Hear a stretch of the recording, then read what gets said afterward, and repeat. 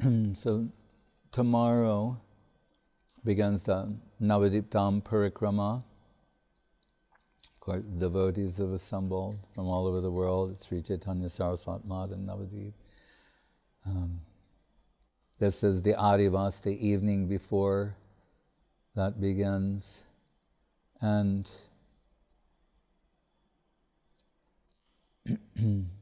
one of Mahaprabhu's instructions to Sanatana Goswami Prabhu and Rupa Goswami Prabhu, Lupta Tirtha, that they should, in the course of time, all of these holy places, they're in a suppressed position. We take this for granted, those who have been fortunate enough to go to Vrindavan, Navadvip, Jagannath Puri. So we see there's so many temples and guides, people to show you, here's where this happened, here's where that happened. But there was a time, well, there's the original time when those things happened, and then all the time in between, the thousands of years in between.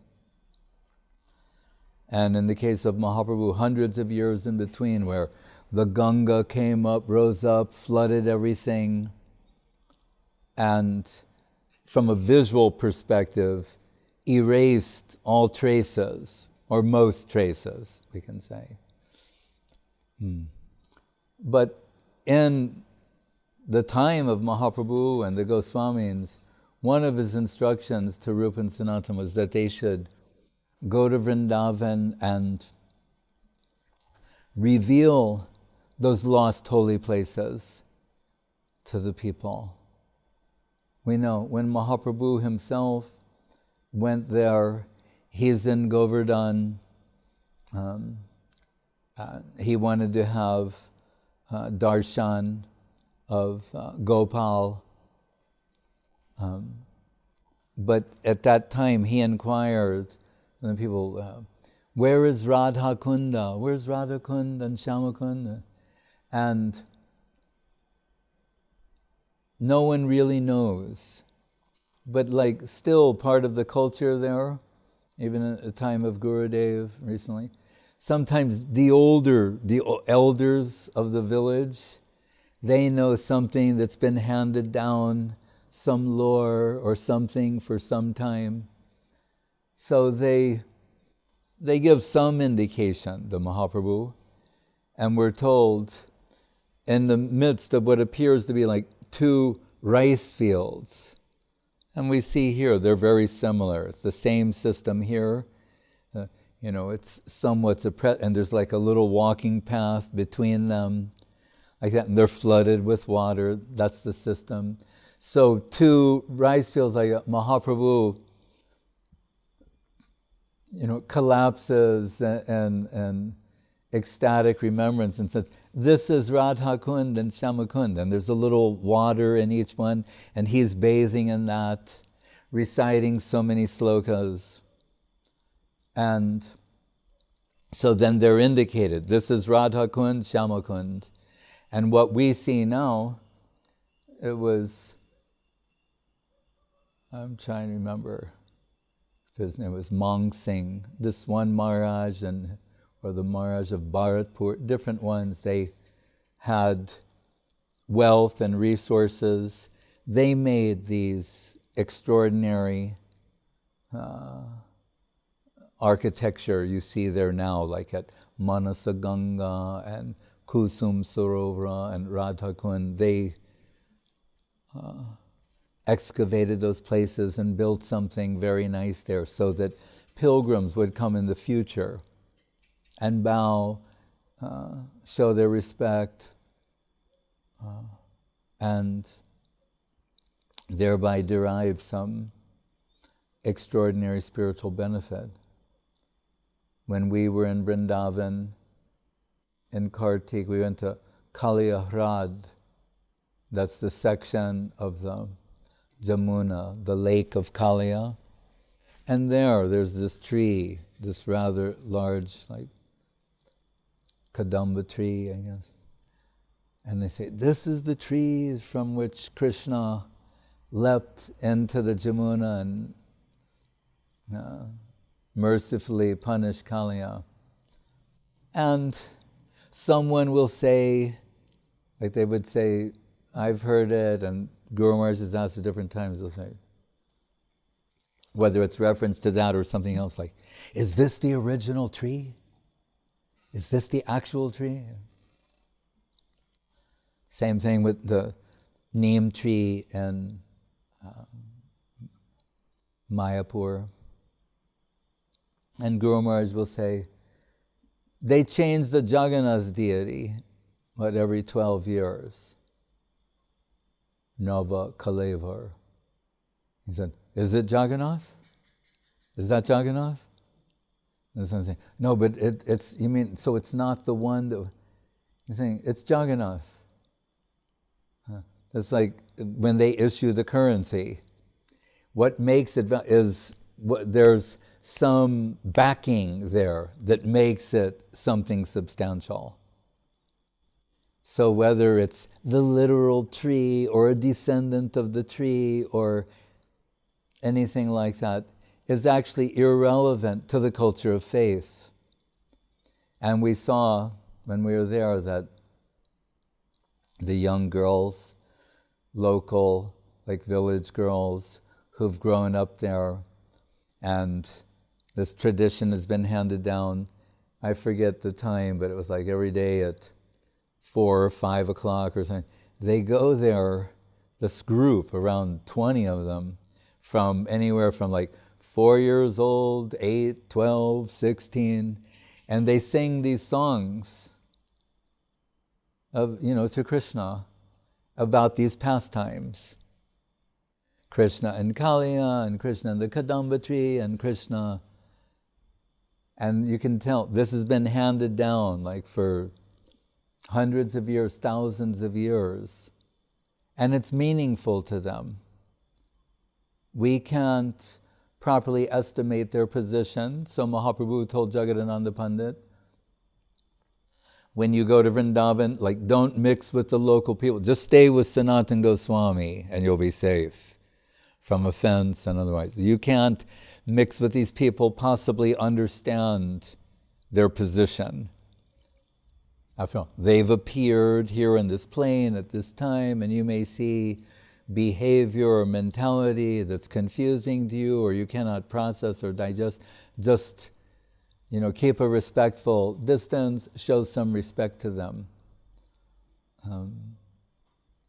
But there's something extraordinary there.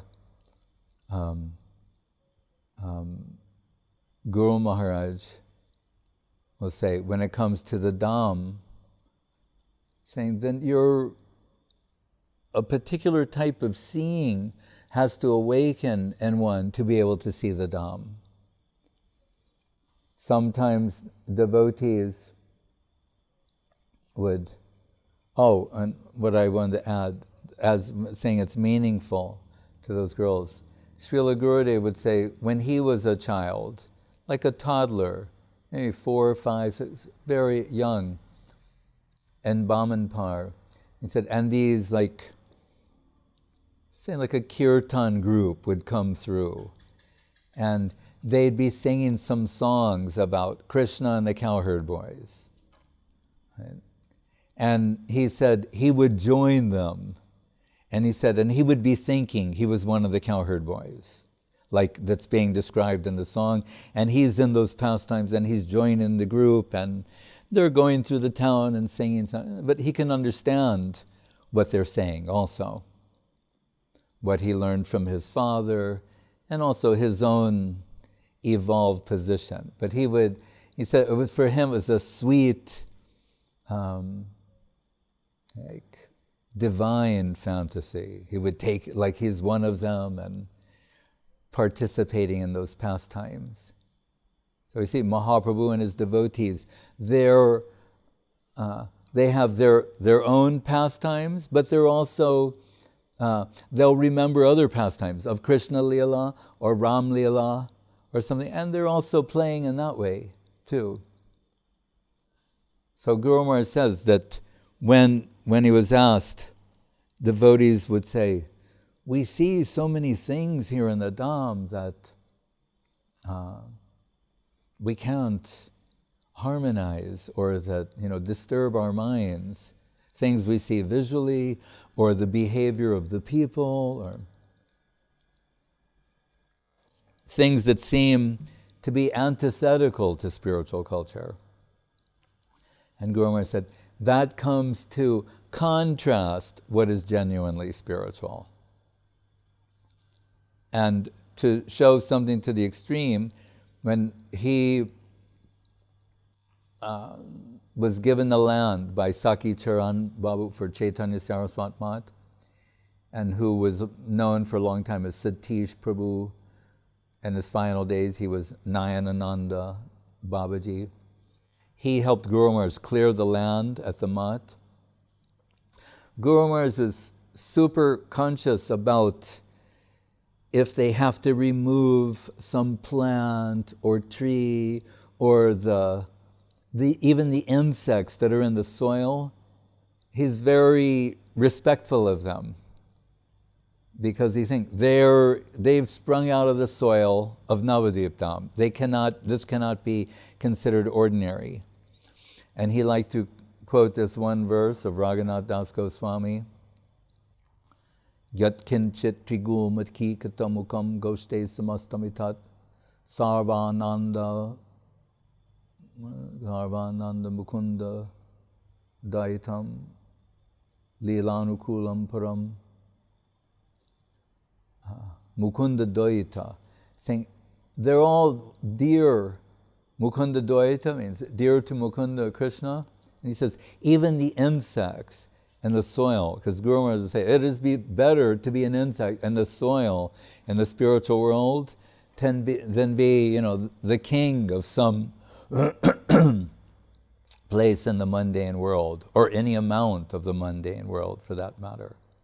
So Das Goswami is respecting all the animation within the Dham.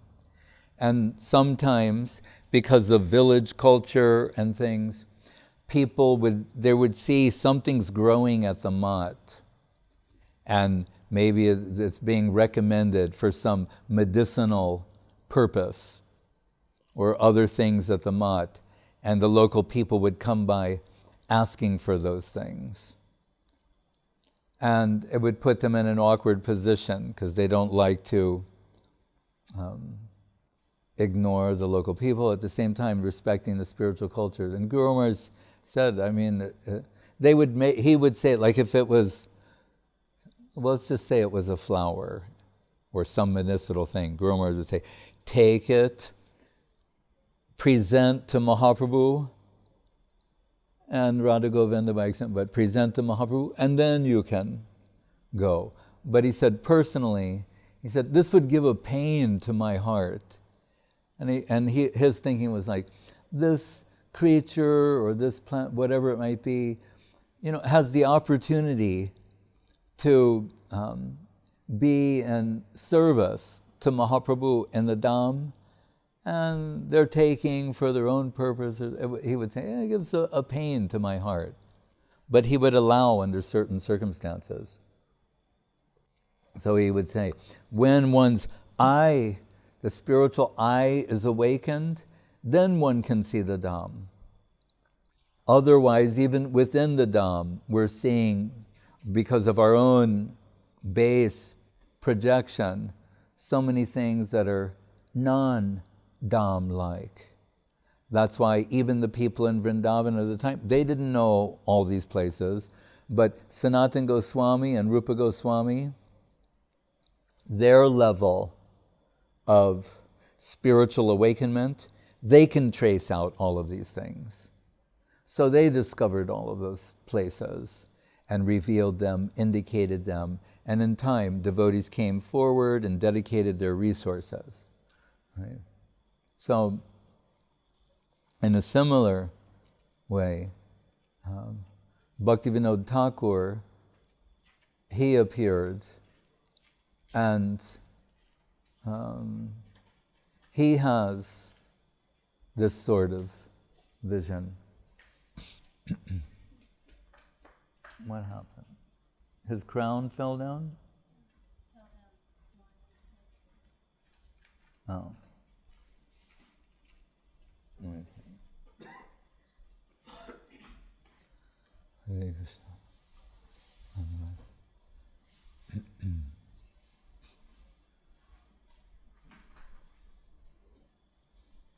Like Giriraj Govardhan and Armat and Govardhan, when they're clearing the land, they find Govardhan Shila.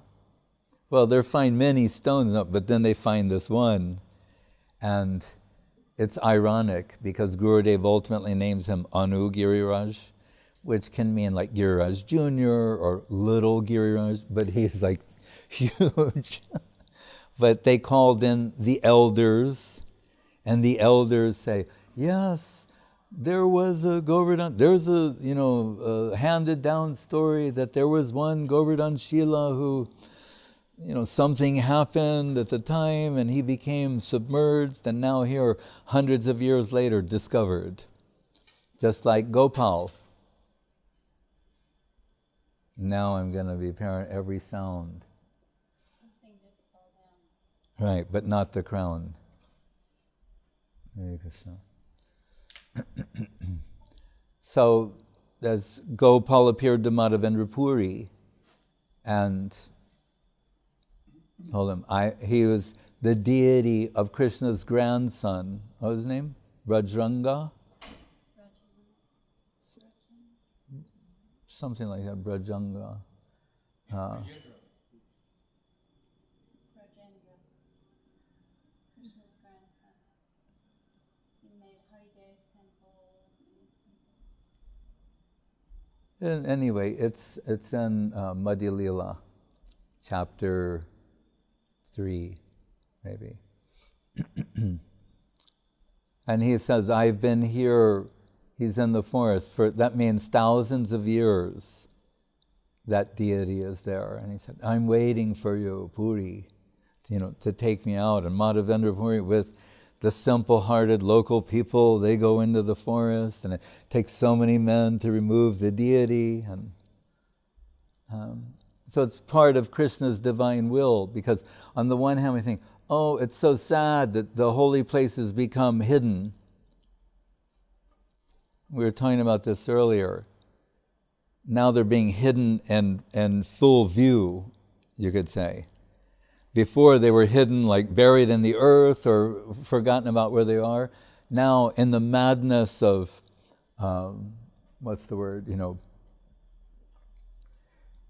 mercantile interest, they're being hidden or disguised. So this is cyclical. It's like in Bhagavad Gita, Kalo Nashta Parantapa. Krishna's telling Arjuna, it started a particular way. I gave this, to Vivashwan, and then in the course of time, the original idea is lost. And this appears again in the 11th canto. But I remember when I was reading this as a teenager, and I liked it to hear that, because I thought, in all these other religions, they're saying, it's always just perfect. And here, he's acknowledging it can be lost and then need to be restored. And I thought, oh, that is appealing. Same thing with Bhaktivinoda Thakur, who we're speaking of. He says, the truth is inevitably converted into error, into falsity, due to the influence of time.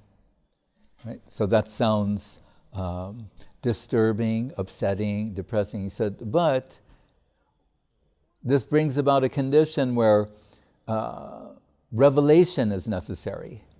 So there's some hope in there, because it brings about the necessity for it being contrasted again between what is genuinely spiritual and what is not, and what is a cover of that, right? What is not substantial. Bhagavatam, Kaitavo Dharma, Dharma projita Kaitavo Paramo Nirmatsaranam Satam. Right? Vedavyas, after being chastised by Narada, right?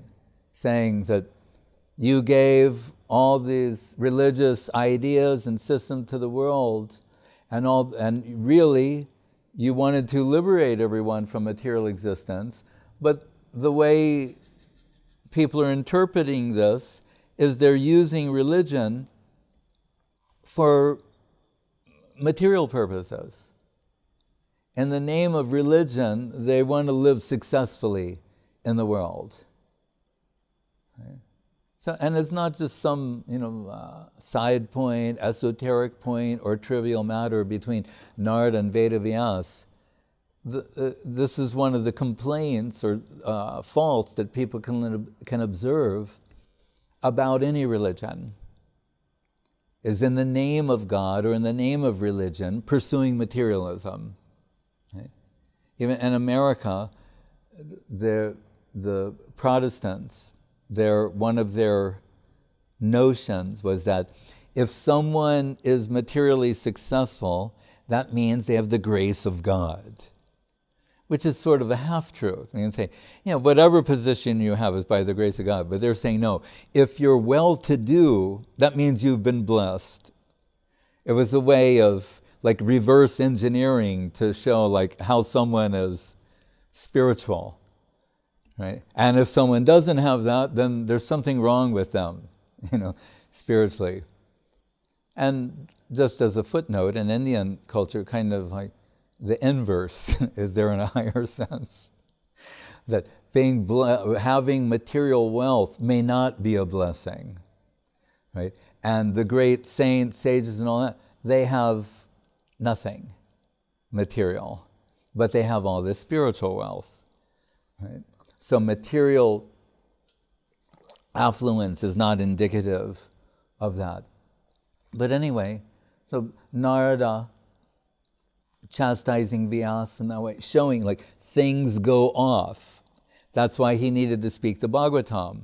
And he adds one of the introductory slokas, speaking about Kaitava Dharma. In these pages, and the advice given here, there won't be any cheating religion. There's no advice here that has some ulterior motive for the performance. Right?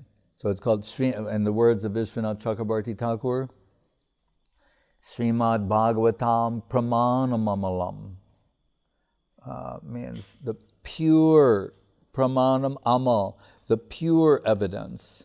Srimad Bhagavatam Pramanamamalam Prema Pumarto Mahan, called the fifth goal of life. Generally, Dharma, Artha, Kama, Moksha. But what's beyond moksha? And in Muktirhit Vanyata Rupam Swarupena Vivastiti. Prem, life of love with Krishna. So, in Bhagavad Gita, Krishna telling Arjuna, it's lost, it needs to be restored. Bhaktivinoda Thakur, quoting the 11th canto of the Bhagavatam, same thing, where Krishna is saying, I spoke this to Brahma. Then Brahma in turn to his sons and disciples. Hare Krishna. Then two things are mentioned there. Prakriti Vaichitrad, Paramparjena. Means, Hare Krishna.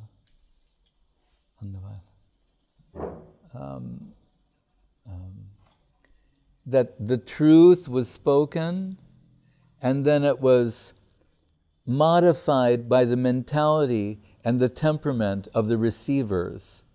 This is the important point. Right? So there's this source who's delivering the truth, and then according to the mentality and the temperament of the receiver, it's becoming somewhat modified.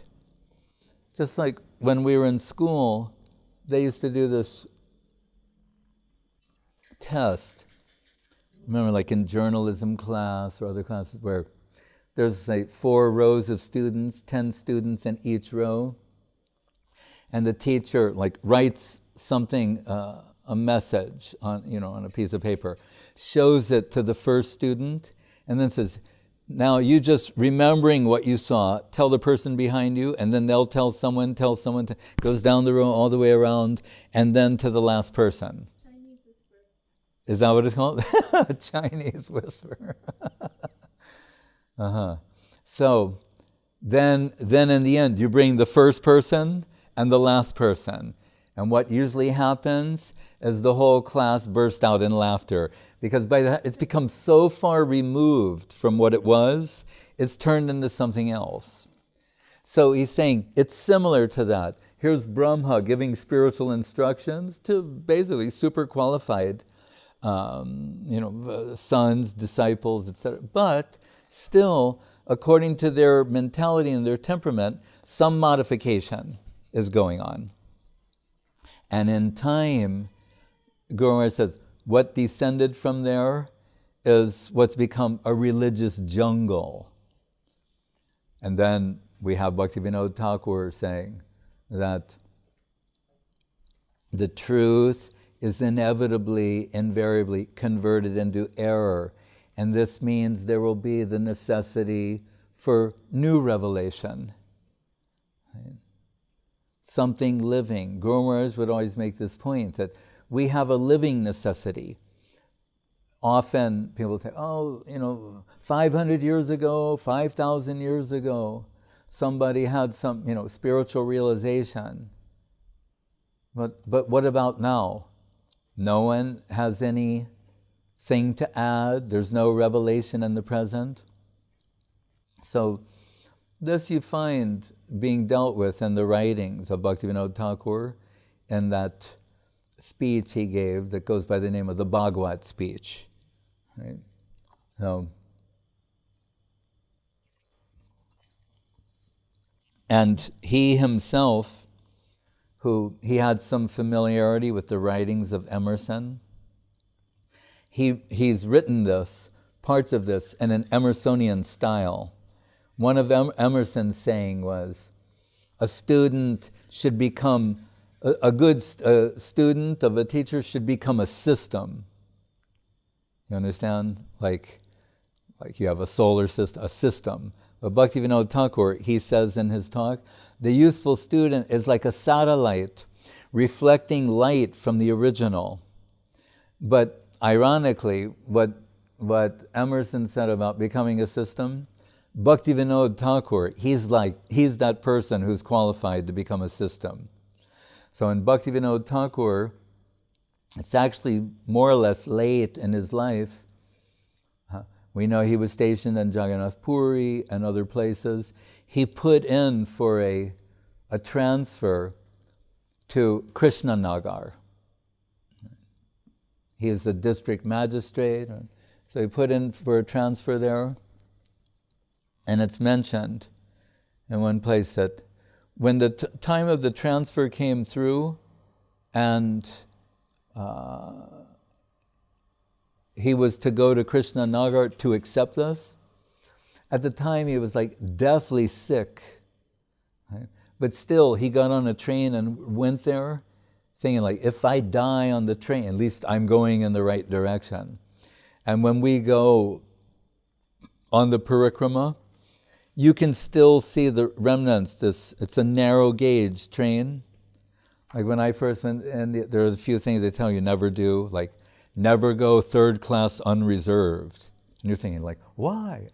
Until you do it one time and then you realize you'll never make that mistake again. I did that on the way to Jagannath Puri. And I was in a bogie where all stages of life were experienced simultaneously. Women giving birth, people dying, people coming, selling fish, and water. I mean, it was like all, and like just rolling along,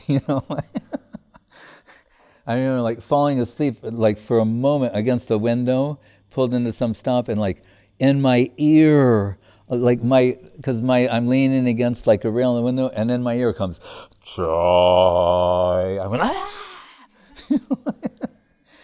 And while all those stages of life are going on in that bogie, there's people going, Garam Samosi, Garam Samosi, Garam Samosi, and then the moody guys are coming over here, and that, what is that, Soma Pai? Yeah, right.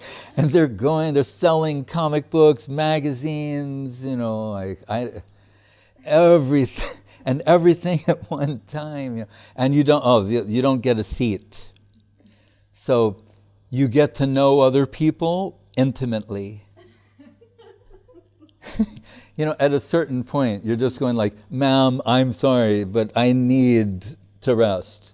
And they're like, no problem. You're like using people as pillows, and this is amazing. Right? Those were the good things. There are some other things that were not so. So they said, never go third class unreserved. Like, write that down in your book. But there was one other thing what was I saying? Things you were warned about doing. What was I saying before that?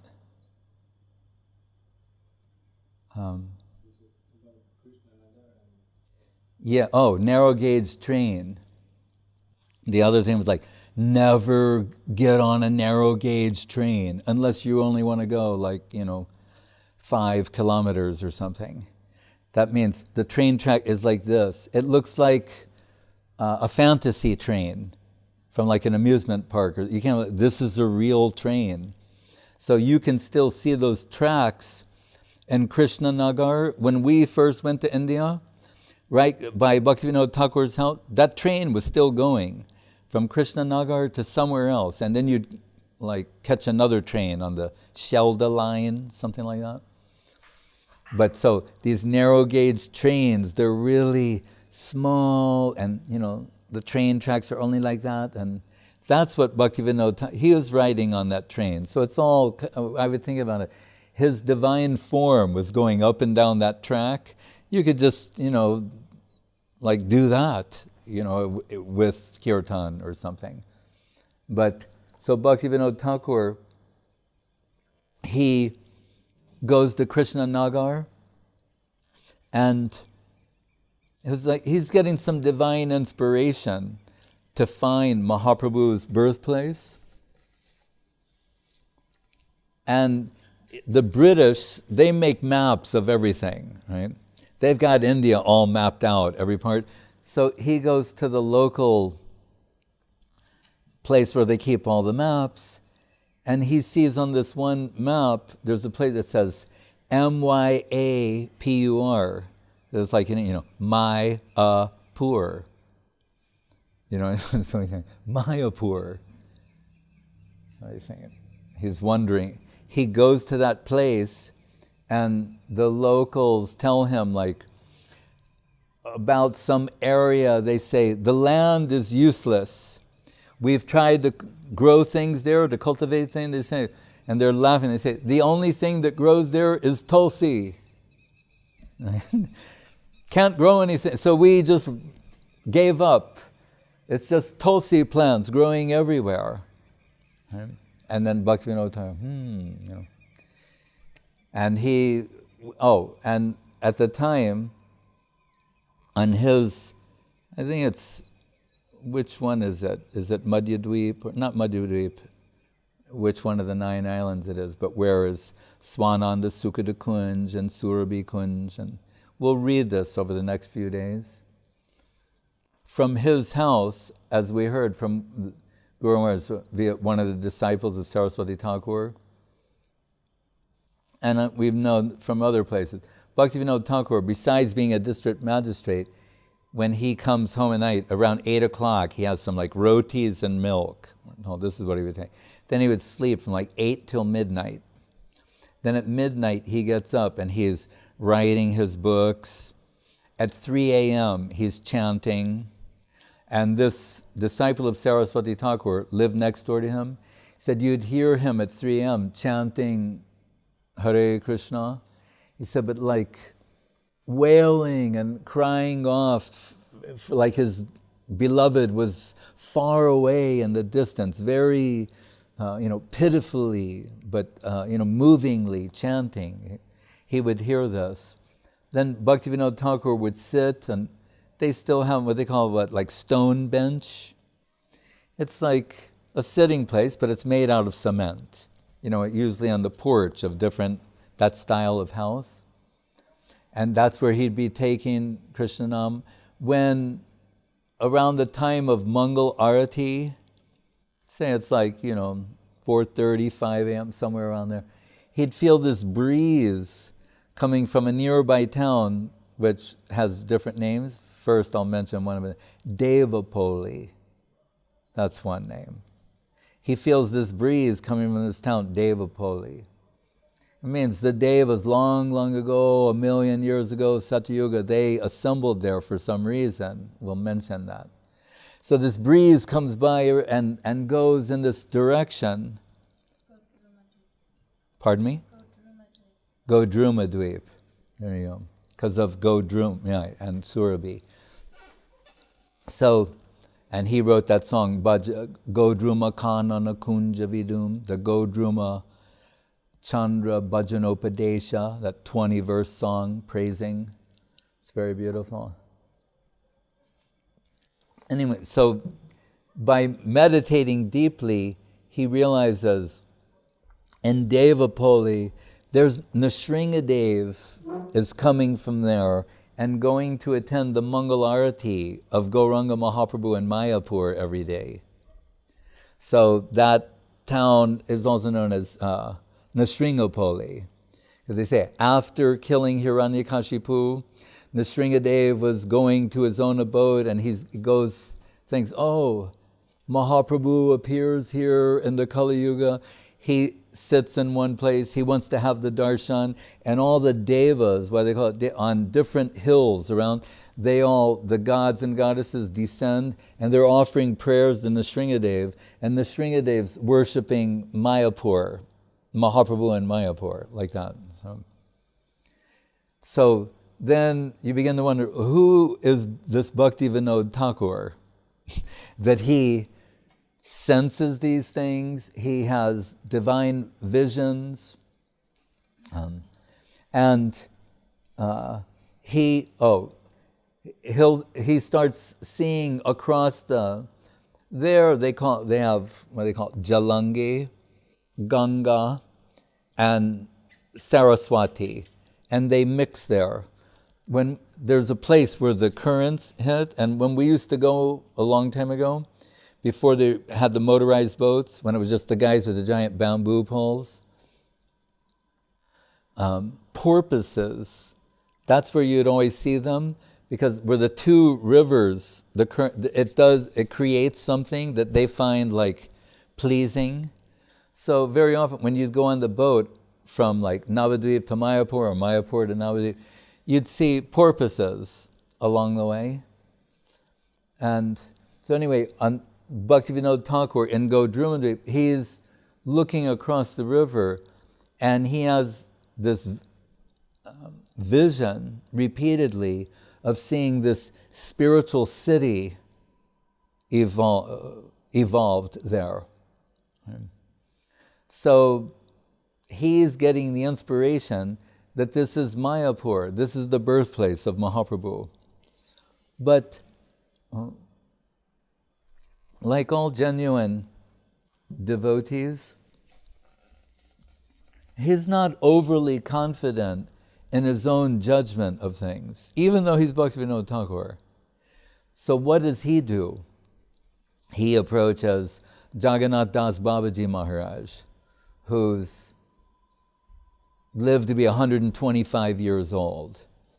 And Jagannath Das Babaji, he's a Siddha Mahatma. He's very old, you see pictures of him taking Krishnanam. He's hunchbacked. He can't walk. They're actually in a wicker basket. That's how they carry him around. He has one assistant named Krishnadas, who puts the basket. Apparently he's like a strong man. He can carry him around in the basket. So Bhaktivinoda, and it's important to remember this. So Bhaktivinoda Thakur invites Jagannath Das Babaji to verify, is this Mayapur? Is this the birthplace of Mahaprabhu? And we're told when Jagannath Das Babaji gets there, remember, he can't walk, he's carried around in a basket.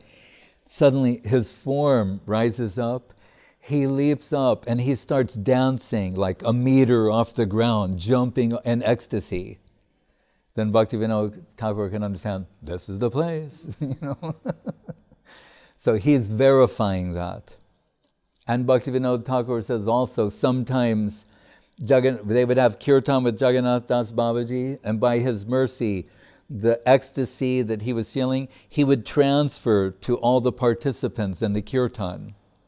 So they would now be feeling that type of ecstasy, which would bring them to the point of where they couldn't speak, chant, or...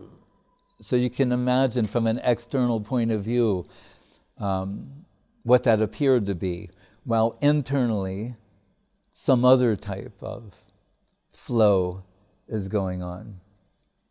So when I asked Srila Guru Maharaj once about the position of Bhaktivinoda Thakur, because he shows in life, his pastime is to show that he's like an ordinary person, and that he's discovering Chaitanya Charitamrita and Srimad Bhagavatam, Mahaprabhu and Krishna, and he's becoming enlightened and pursuing this further, which is a wonderful story, it's compelling. But Guru Maharaj says, but when you look at the magnitude of his contribution to Krishna consciousness, you can only conclude that he descended from that plane into this world to distribute something. And Gurudev would remind us, he'd say, Srila Saraswati Thakur appeared being attracted to the wealth and the melted heart of Bhaktivinoda Thakur. So, Bhaktivinoda Thakur, Guru Maharaj said once, he's taking the holy name, and he said he's walking in the subtle world. So he's taking Krishna Nam and he's moving in the subtle world. And he comes to an assembly where Brahma, Shiva, the Mahajans are assembled, and they're having a class on Bhagavad Gita, and they're discussing one particular verse. And thinking, what is it? Apichet suraracharo bhajate mam ananyabhak. And there, this key word, ananyabhak, like it's predicated on a pure devotee. What is a pure devotee? While they're having this discussion, they see Bhaktivinoda Thakur. They invite him. They're saying, well, here's an Ananyabhak Bhakta. They invite him to share his realizations on this. So without going, that's another topic, but this shows what sort of personality is Bhaktivinoda Thakur. If he can enlighten the Mahajans, that Bhaktivinoda Thakur, in another place, he's saying, when he's reading Srimad Bhagavatam, right, and going deep in the meaning of the Bhagavatam, he says one day, Swarup Damodar, Mahaprabhu's right-hand personal attendant, Lalita Saki of Vrindavan, appears to him and tells him, this Bhagavatam, which is like a sun that's risen with 18,000 rays, take 1,000 of them and, reveal their meaning to the people. Right? So he presents a book called the Bhagavat Arka Marichi Mala, where he's taking the Bhagavatam as a sun with 18,000 rays, he's taking 1,000 of those rays and presenting that for enlightenment, for illumination. So it's that Bhaktivinoda Thakur in this environment where it was flooded for maybe 100 years, so apparently all the original places it wasn't clear where they were. He presents the Navadvip-dham Mahatmyam, which Guru Maharaj calls, an aerial view of the Dham. And he's saying, this place is Godrumadvip, this is Madhyadvip, this is Mayapur, and this is the house of Srivas Thakur, here's the neem tree where Mahaprabhu appeared, and he reveals all of that. And through the medium of Nityananda Prabhu and showing the Dham to Jiva Goswami. And over the next few days, in the morning, just like what's the places that are visited tomorrow, that's the part that should be read. You understand? Each day. There are a few places you go. That's the part of the book that should be read. As it's leading up to the appearance of Mahaprabhu.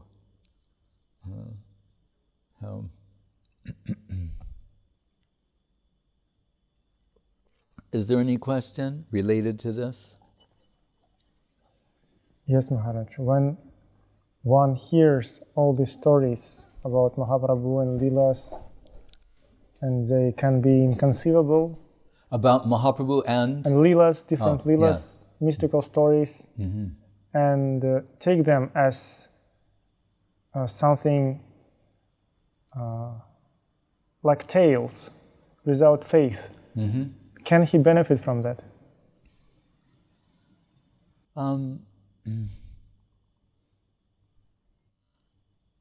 Yes.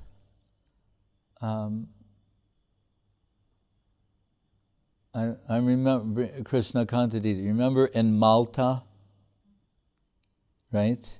There was that little girl, Nicole.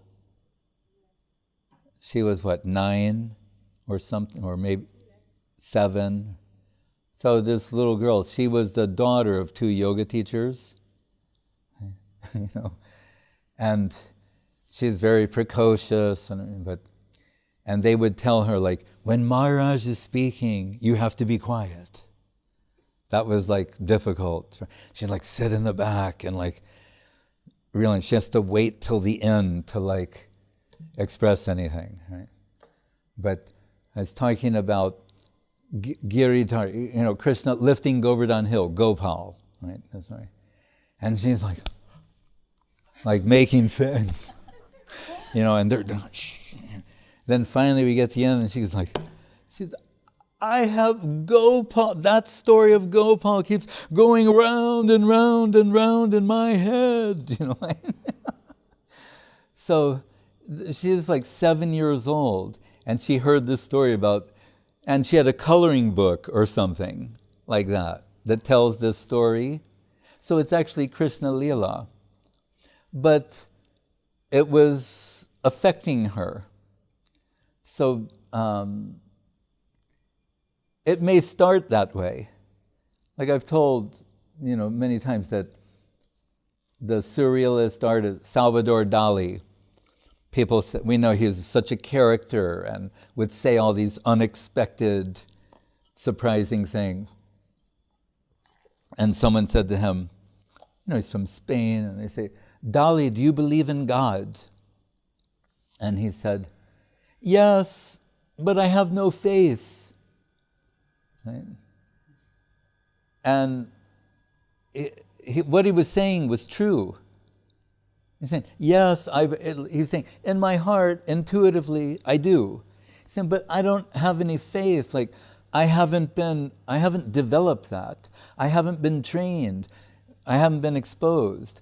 Prabhupada used to call it a poor fund of knowledge, saying, because people are not properly educated about these things, they don't know. But it doesn't mean that in their hearts they're necessarily opposed. So we're told that the beginning spiritual process, and in this sense the most important, Shravanam Kirtanam, by hearing from authorized agents of the Absolute, by hearing from Krishna's devotees, that's the beginning of a touch with reality. So what may be first thought of as being a tale, someone finds something compelling or interesting about that tale in their memory, they're recalling that. And we could say, with the accumulation of Sukriti, that what was thought of as being a tale gradually starts revealing itself as being reality. So, even mundane writers, they know the power of narrative, of stories. There's a common expression they say where they say, if you want to tell the truth, you have to write fiction. Meaning, like, philosophy, most people are not interested in that. So if you want to tell the truth, write fiction. So it sounds like a paradox. You're saying, you mean but fiction is not, objectively true. You're saying, yes, through the medium of that, you'll explain what the truth is. So even they understand that principle. Right? And Picasso, the line that's attributed to Picasso, but whether it's really from him or someone else, he said, art is a lie that tells the truth. Like Magritte's painting of this giant pipe in a room, the title of the painting is, "This is not a pipe." So what is he saying? And you go, well, wait a minute. No, he's saying, well, no, it's a representation, it's a painting. It's not actually a pipe. Right? So he's a philosophical artist. Right? So sometimes they will say, by they I mean pragmatists, and in this sense, materialists. They'll say, the way we get at truth is through story and narrative. They prefer fiction. They prefer fiction to so-called historical, objective reality. That may be deceiving. When I was on this library party, so-called, we distributed books to professors. Like on their door, they'd have some clever thing written or something humorous, or we spent a lot of time going, waiting for them, knocking on the door. So I'm visiting this one professor, and he has this little slogan on the door, and it says, "If you want to change history, become a historian." You understand? Because he'll say, I want to, like Steve Jobs would say, don't you want to change the universe? He's saying, you want to change history? Become a historian, because we're writing it. And then you go, oh, so then it may not be true.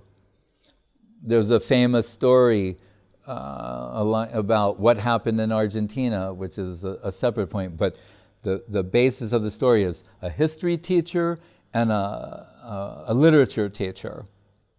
And they meet and say, who will tell the truth about this story? The historian or will it be in literature? And literature, it might take the form of a fictitious story. So like we were talking about Romeo and Juliet the other day.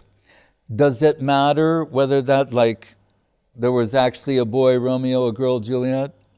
Whatever you say. Actually, it was a boy named Giuseppe. Right? But that didn't sound so good. So no. Does it matter whether that's a true story? It's pulling on the heart. As I've mentioned, one literary scholar, just to catch your attention, he says, one of his lines is, Shakespeare invented the human. And people go, oh, well, how can you say that? Now he's got your attention. And what he's saying, and other people say this too, they'll say, the way he's representing people in literature, you will come to know so many different types of people. Maybe more than you would just on your experience in life. By reading these stories, and not only will you come to know different people, you will come to know yourself better. So there are other people who would say about him, he knows me better than I know me. So if they can say that about him, right, and that's speaking in a secular sense, then what about the spiritual literature? What is it called? Amnai. means it's not the product of a human brain or the human imagination, but rather it's descending. Shabda Brahma means spiritual sound that's descending into this world. Does it know about us? Right? We were talking earlier about one of Krishna's expansions, Paramatma. That I was saying, Krishna says, Sangmoham sarvabhudeshu nadveshosti napriya. Says, I'm equal to everyone, and I say, but it's not true. You know? So I'm saying, how is he equal to everyone? As Paramatma, he's neutral. But more specifically, as Krishna, he favors his devotees. He's not neutral when it comes to them. Right? So, why did I mention that? About, knowing people. So, but taking that feature, Paramatma, situated in everyone's heart, if there's such a thing as divine revelation, could we expect that it would be relevant? Or like, they don't understand us, we're modern people. Right? That's a little short-sighted on our side. We're the finite, doubting the capacity of the infinite. Right? So Guru Maharaj's basis for like the beginning of theistic culture in earnest is to say, remember, he was challenged by a man who said, if the finite can know the infinite, he's not infinite. Saying that just means you're like a very intelligent finite, a genius finite, but it's the sum total of the finite will never equal the infinite. But Guru Maharaj's answer, we can concede halfway, yes. Atak Shri Krishna Namadi Nabhavyed Grayamandriye. By mental, intellectual prowess, we can't verify divinity or the infinite, know the infinite in that sense. But Guru Maharaj's response was, if the infinite cannot make himself known to the finite, he's not infinite. And I've pointed this out, even one very famous modern-day atheist, he and his friend, they're like two big modern-day atheists. And one of them, he won't under any conditions accept the possibility of divinity. But his friend, who they've been equally atheistic together, said to his friend, he said, but even from a rational point of view, he said, if we allow for infinite possibility, even though we may not believe it's possible, we'd have to allow that an infinite possibility, we couldn't entirely dismiss it. His friend said, no, I can't say that, because he knows once you acknowledge that, you're opening the door for theistic culture, that the infinite can make himself known to the finite. Whether or not it's actual divine revelation, that we should be very, careful about and pursue very, with great scrutiny. But in principle, this is the basis of theistic culture. The infinite can make itself known to the finite. That's a beautiful thing. So we have finite perspective, right? Pratyaksha, what we perceive through our senses. We try and extend that through you're perceiving, I'm perceiving. We want to share our perceptions, right? Like Google. What is Google? It's the shared perception, knowledge, observations, data. That's their mission. They're saying, we want to make all the knowledge of the world available to everyone for free. So it's a very noble pursuit and aspiration. Because they're thinking, whatever you can perceive, someone in another place, they can add to that. And that will enrich us.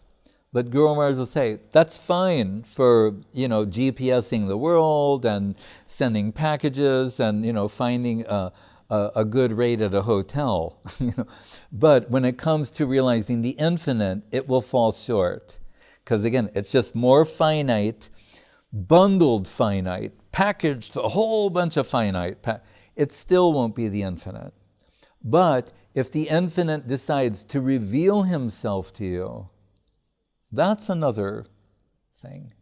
Is there anything that could obstruct that or prevent that? Not if it's his will, if it's divine will to make himself known. So that's the line, the pursuit of faith and divine revelation. So my point, a little side point, was that the pragmatists who want to dismiss revealed truth of scriptures, and what do they prefer? They call the adventures of intelligence of great writers and thinkers, but who present fiction. So I'm saying, so when they present this fiction, you find overwhelmingly elements of truth in there that you see that are valuable for everyone. But in these other books, these scriptures, these sacred scriptures, you dismiss them because you say they're not. We don't know if they're true or not.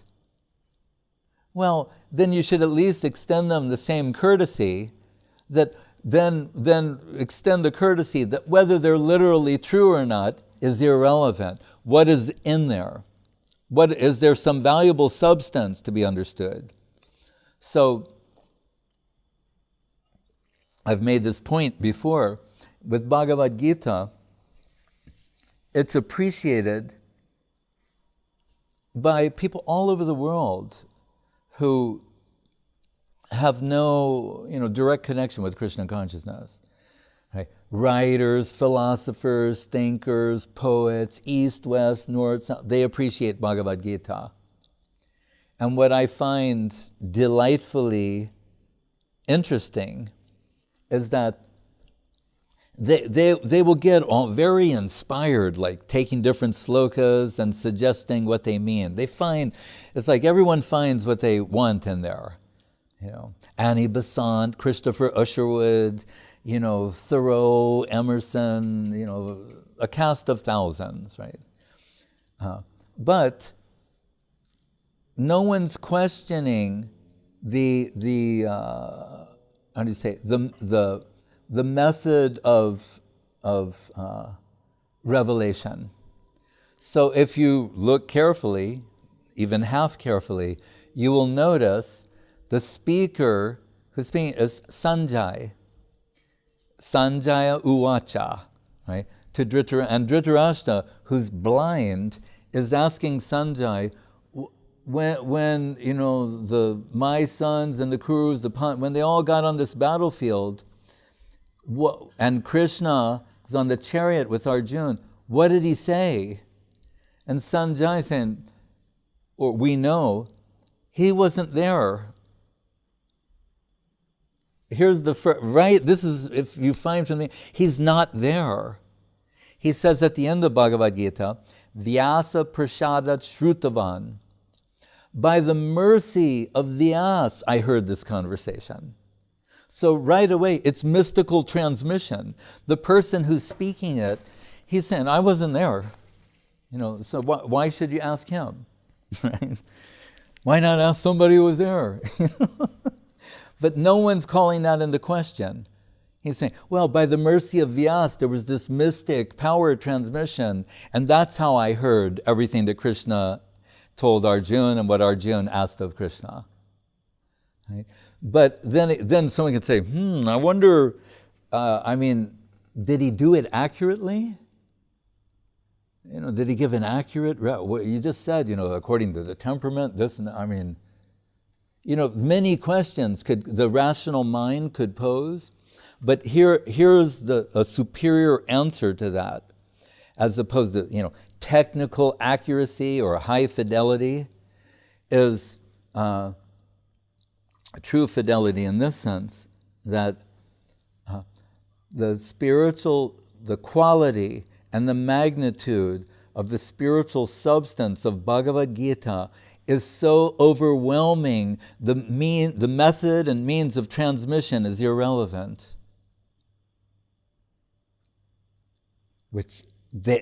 Why should that be unappealing to people who say they prefer fiction? They'll say, well, it may be that this story didn't happen, but the writer, the way he's portrayed the characters, we get so much from that. I'm so moved by it. Great, that's good. But here it's equally good, if not better. Apply the same principle. So when you hear what Krishna tells Arjuna, whether it was on this date or that date, or it was transmitted this way or that way, just listen to what Sanjay says. By the mercy, Vyasa Prashadat Shrutavan, by the mercy of Vyasa, I heard this divine conversation. And then relish the magnitude and of the substance of truth that's found there. Hare Krishna. Anything else? You told that truth been revealed once, and by passing one to another, it's degrading. But we have another example. Yeah, and others are enhancing. We have example with telescopic systems and Guru. That's enhancement. I say in Guru Maharaj's prayer, he's praising, Sri Gauranumatam Swarupa Viditam, what Mahaprabhu brought down, Srup Damodar appreciated, knows fully. Then what? Rupa Grajain Adritam, and Sanatana Goswami is worshipping that. Rupa Goswami is extending it. What did he say? Raghunath Das and his followers are tasting it, and it's becoming enhanced. Unlike a mundane if someone extracts the flavor of something, it becomes tasteless. Saying here they're tasting this divine substance, and what's the outcome? It's becoming more tasteful, and it's expanding. So, but we can say the principle is there, like according to their temperament and their what's the word? Temperament. They're adding, not subtracting. So then it means it's capable of going in two directions. But what's being pointed out in those two places is how things get further and further away from the truth to the point of where new revelation is required to restore the truth to its former purity. That's the point that's being made.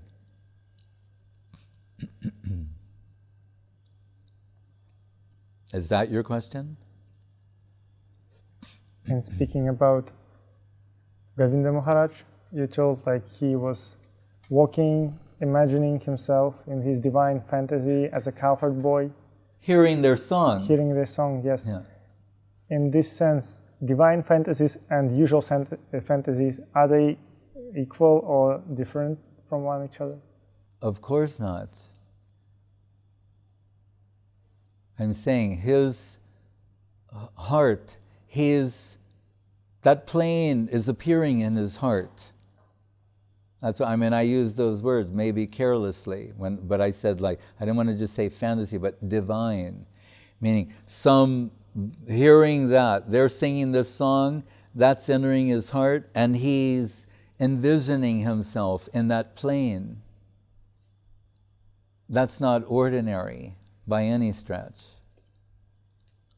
What heart has that capacity? This is not his mind, not that type of thing, but the heart.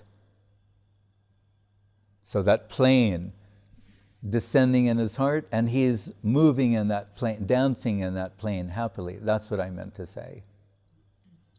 But by using those words, I didn't mean to demean that or say it was something that wasn't substantial. But can it be not substantial also? Of course. Someone can hear that and say, well, I'm going to do that too. Next time I hear a song. It's not like that. This is his natural, that means raga, when the heart just spontaneously responds in that way, not out of imitation or practice, or like Prabhupada used to say, Krishna consciousness is not an artificial imposition on the mind. You're trying to sell yourself on some particular idea. But repeated hearing, serving, spiritual evolution comes to the point where hearing certain things will awaken divine sentiments within a qualified person. But the nature of these things, being infinite, is that on any level it's good. In the same room, someone else is hearing on a particular level, someone on another level. Then why later he stopped singing these songs and followed Sridhar Maharaj? Because some songs, because they're very high, Guru Maharaj asked him to shelve them for some time and to concentrate on these songs of Bhaktivinoda Thakur. He ticked off 30 of them, and Gurudev learned them in a week. He said, but later, years later, then sometimes Guru Maharaj would ask him to sing some of those songs. That's between them. That's not for us. It's sweet enough for us to know that. And then say, oh, what is that? It's beyond our capacity.